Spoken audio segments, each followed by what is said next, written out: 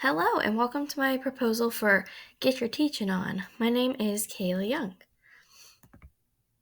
So, the logline for my game is immerse yourself in the world of teaching by taking over the classroom and making tough decisions on how to best help your students, all the while advancing your teaching skills both on and off the game. The objectives for this game are pretty simple.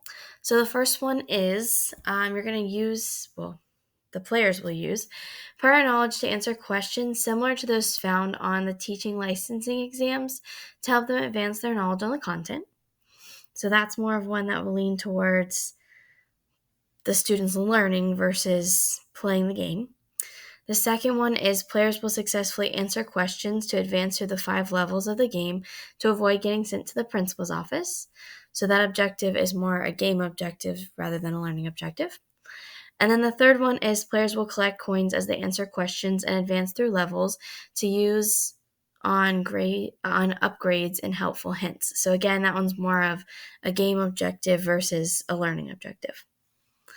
So the audience for this specific game that I've created or would like to create is college students who are enrolled in teacher education programs. However, it could also apply to current teachers or someone who is thinking about becoming a teacher. So that would be the target audience. It could be open to other people if other people want to play. However, if you are not an adult who is interested in teaching or you don't know anything about teaching or really anyone under 18, it's not going to be for you. Even though it's not going to have inappropriate things in it, if you're under 18, it's just going to be extremely hard for you to understand because you don't have that background knowledge. And then, of course, other adults who don't have a teaching background, it's also going to be kind of difficult for them to play and could just cause confusion. So probably not for them. So when it comes to the actual game, there's 5 levels, and each level you become or you kind of like step up as a teacher. So you're going to start out as a student teacher. That's going to be level 1. Then you're going to move on to a first-year teacher, then a beginning teacher, then just a plain old teacher. You become a seasoned pro, and then after seasoned pro, when you win the game, that's your retirement. So you've kind of made it all the way through. So what this would look like is the game would start out and it would have some type of video that would show you receiving a letter that you have made it to your last and final semester of college and you get to do your student teaching. And once that letter or once the video kind of plays through, then the letter is going to come up and it's going to give players an option to choose what grade level that they would like to teach for the game. So after they choose their grade level, then it's going to open up and it's going to drop them into a classroom that looks similar to the ones that are on the screen. And once in the classroom, then the player will be able to go around and do different tasks that, a teacher would do, things like sharpening pencils, grading papers, etc. And then all of a sudden question marks will pop up above the students' heads. So as the teacher goes to help the students, gets kind of closer, then something or a question will pop up on the screen and they will have to answer that question. Now that question is going to look something like this. So it's going to be a question that mimics what the person would see on their licensing exam. And they would need to answer that question correctly, preferably. And then after they answer the question, then they would return back to the room where, they could answer more questions and continue their tasks. Now, as they do these tasks or answer these questions, they're going to earn coins. And with those coins, then they can buy upgrades, they can buy hints to help them on the questions, things like that. So you could actually go from a question or a classroom that looks kind of bare, like the one on the left, to one that looks a little bit more interesting, like the one on the right. So that's kind of what coins can be used for. I think I said that they could also be used for teacher clothing if they are really interested in changing their clothing. If I had to guess, most players would trade their coins in for helpful hints, but maybe those who really like designs would also use it for clothing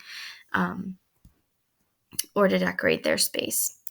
Now, as the players answer the questions, if they answer it correct, then they get the coins and move on. Once they get 10 questions correct, then they get to actually move on to the next level. So a short video would play saying congratulations, telling them, what level they've earned, and then taking them to the next level, where the questions will get a little bit harder than the previous level. But if they don't get the question correct, then they could be at risk of going to the principal's office. So if they get 3 questions incorrect before they get to that 10th question, then they would have to go to the principal's office. And when they go to the principal's office, then a scene would play walking them to the principal's office. And then some kind of helpful hint would be given. So probably some kind of test prep strategy, like make sure you're crossing off the nonsense answer, or make sure you're looking for keywords like X, Y, or Z.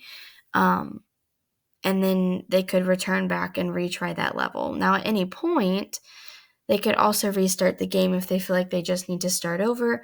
But if they do fail a level, it is only going to take them back to the beginning of the level so that they can keep on going.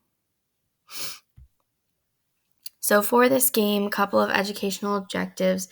Players are going to have to use critical thinking skills. So these tests are not easy.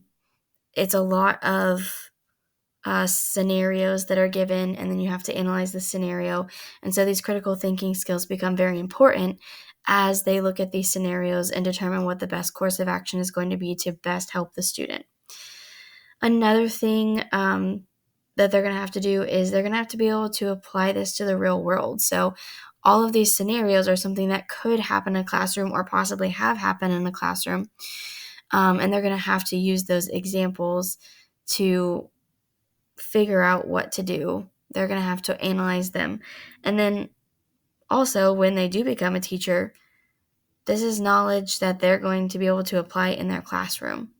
So real world examples are kind of really big in this game.